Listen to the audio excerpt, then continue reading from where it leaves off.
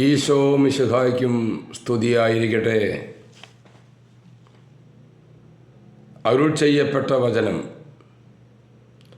തോബിത്തിൻ്റെ പുസ്തകം 4-ാം അധ്യായം 8-ാം വാക്യം. നിനക്കുള്ള സമൃദ്ധി അനുസരിച്ച് അവയിൽ നിന്ന് നീ ദാനം ചെയ്യുക. നിനക്ക് കുറച്ചേ ഉള്ളുവെങ്കിൽ ആ കുറച്ചുള്ളതിൽ നിന്ന് ദാനം ചെയ്യാൻ നീ ഭയപ്പെടരുത്. അതുവഴി നിനക്ക് വേണ്ടി ഒരു നല്ല സമ്പാദ്യം ദുരിതകാലത്തേക്ക് കരുതി വയ്ക്കുകയായിരിക്കും നീ ചെയ്യുന്നത്. സ്നേഹമുള്ളവരെ,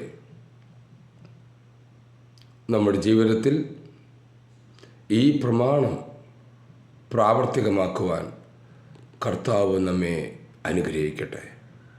ആമേൻ.